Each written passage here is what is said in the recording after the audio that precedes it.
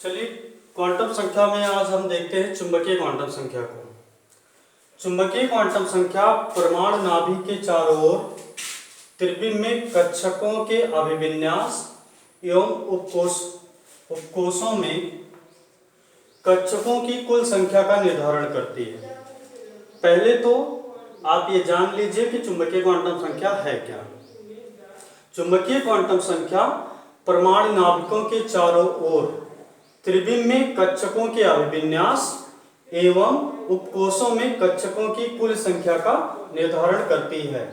इसलिए चुंबकीय क्वांटम संख्या को विन्यास क्वांटम संख्या भी कहते हैं। तो कभी कभी पूछा जाता है विन्यास क्वांटम संख्या किसे कहते हैं, तो चुंबकीय क्वांटम संख्या को ही विन्यास क्वांटम संख्या कहते हैं। क्यों कहते हैं? क्योंकि चुंबकीय क्वांटम संख्या परमाणु नाभिक के चारों ओर त्रिविम में कक्षकों के अभिविन्यास का निर्धारण करती है। इसलिए चुंबकीय क्वांटम संख्या को विन्यास क्वांटम संख्या भी कहते हैं। चुंबकीय क्वांटम संख्या का मान दिगंशी क्वांटम संख्या L के मान पर निर्भर करता है। इसका मतलब ये हो गया कि चुंबकीय क्वांटम संख्या का मान हमें निकालने के लिए, मालूम करने के लिए दिगंशी क्वांटम संख्या का मान पहले मालूम करना पड़ेगा, या पहले से हमें दिगंशी क्वांटम संख्या का मान मालूम हो, तभी हम चुंबकीय क्वांटम संख्या का मान निकाल पाएंगे। ठीक ना? तो किस तरह से निकालेंगे? दिगंशी क्वांटम संख्या के किसी मान के लिए, दिगंशी क्वांटम संख्या यानी कि स्मॉल l की किसी मान के लिए चुंबकीय क्वांटम संख्या यानी कि स्मॉल m का जो मान होता है वह होता है +L से -L तक शून्य सहित, या फिर -L से +L तक शून्य सहित, दोनों लिखा जा सकता है, दोनों तरह से निकाला जा सकता है। +L से -L तक शून्य सहित, या फिर -L से +L तक शून्य सहित निकाला जा सकता है। तो इसे आप लोग नोट कर लीजिए और फिर आगे बताते हैं।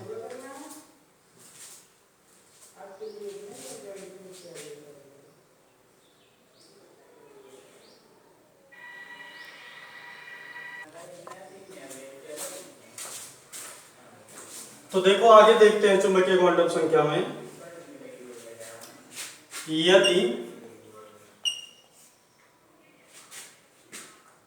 L बराबर दिया गया हो 0 तो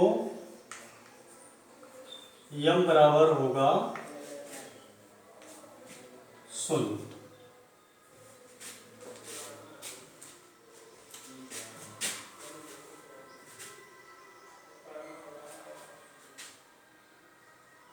चूंकि हम जानते हैं कि m बराबर होता है +L से -L तक शून्य सहित, शून्य सहित, ये हमें याद रखना है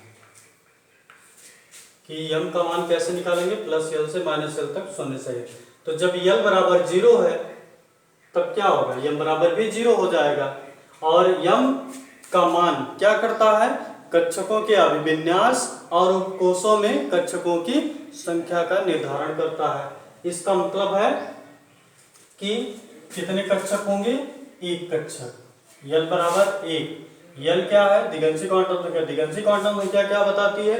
उपकोष को। तो इसका मतलब क्या हो गया? इसका मतलब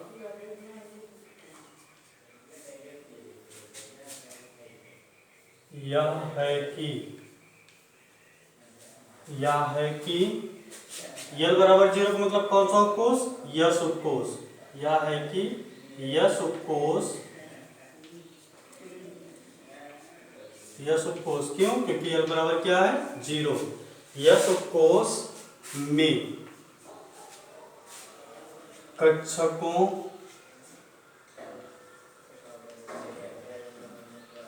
की संख्या, कक्षकों माने ऑर्बिटलों की संख्या 1 होती है, क्योंकि m का कितना मान आया है? 1 मान हो। ये काउंटेबल मान है, ना कि, ठीक है, ये गणनात्मक संख्या है, गणना करना है। कितना मान है? एक मान है, एक होता है।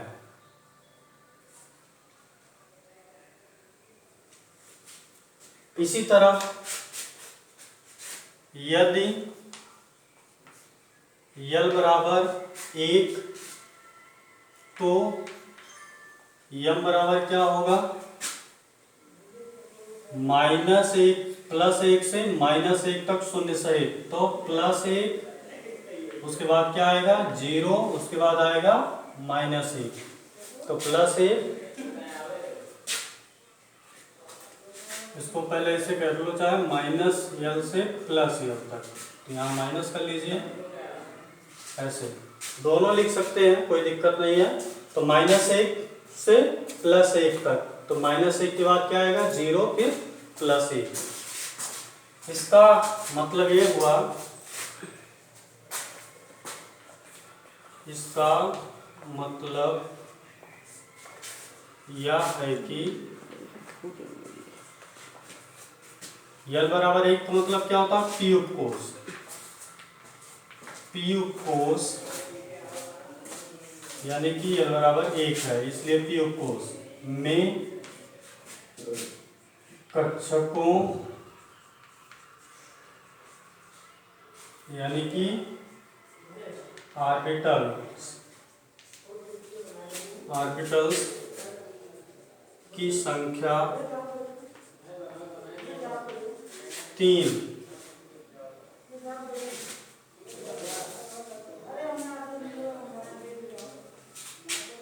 3 होती है। इसी तरह आगे देखें, यदि यल बराबर 2 तो यम बराबर क्या होगा? -2 से +2 तक की संख्या लिखिए, तो -2, उसके बाद क्या आएगा? -1, उसके बाद 0, फिर +1, फिर +2।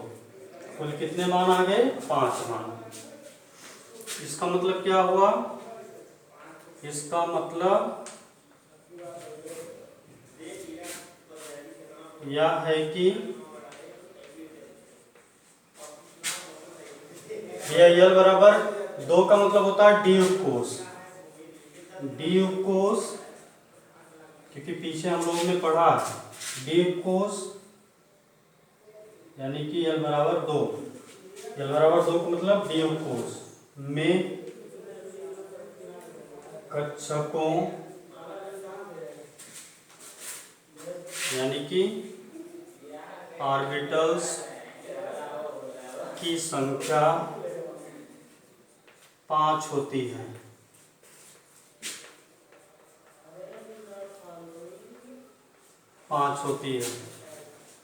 यदि यल बराबर 3 तो यम बराबर, फिर यल बराबर 3 तो -3 से +3 तक लिखेंगे यम का मान, तो -3, -2, -1, 0, उसके बाद +1, +2, +3।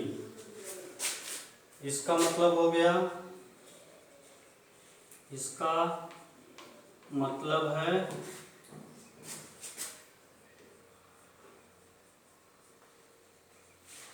यल बराबर दिया गया है कितना? 3। यल बराबर 3 का मतलब होता है यफ उपकोष। यफ उपकोष यानी कि यल बराबर 3 में कक्षकों यानी कि ऑर्बिटल्स की संख्या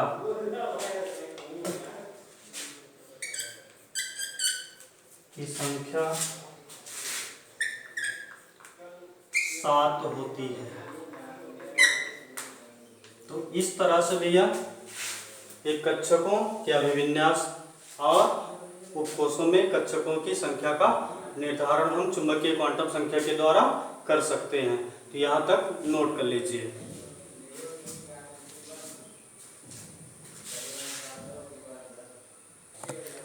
अब आगे इसमें और देखते हैं यल के किसी मान के लिए यम का कुल मान अगर हमें मालूम करना हो तो उसके लिए सूत्र होता है 2l+1। 2l+1। जैसे यदि यल बराबर 0 तो यम का कुल मान बराबर क्या होगा?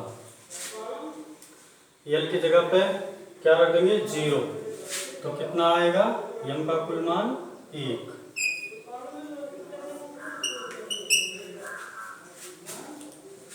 यदि यल बराबर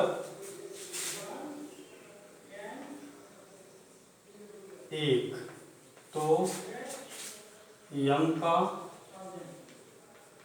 कुल मान आएगा कितना?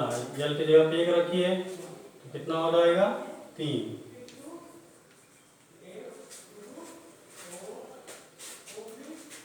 यदि यल बराबर 2 तो यम का कुल मान कितना आएगा? यल की जगह 2 रखी है तो 5 आएगा।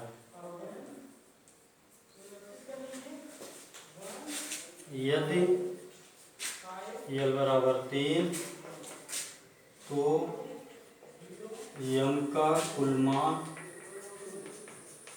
बराबर, यहाँ 3 रखिए तो 7 आएगा। तो इस तरह से हम ज्ञात कर सकते हैं। यानी कि यल बराबर 0, इसका मतलब हो गया यस उपकोष। यस उपकोष में यम का कुल 1 मान आ रहा है। इसका मतलब हो गया कि यस उपकोष में केवल एक कक्षक होता है, माने एक ऑर्बिटल होता है। यल बराबर 1 यानी कि पी उपकोष, और पी उपकोष में यम का कुल कितना मान आता है? 3 मान। इसका मतलब पी उपकोष में कुल कितने ऑर्बिटल होते हैं? 3 ऑर्बिटल होते हैं। यल बराबर 2 यानी कि डी उपकोष, तो डी उपकोष में यम का कुल कितना मान आता? 5, यानी कि डी उपकोष में कितने ऑर्बिटल होते हैं? 5 ऑर्बिटल।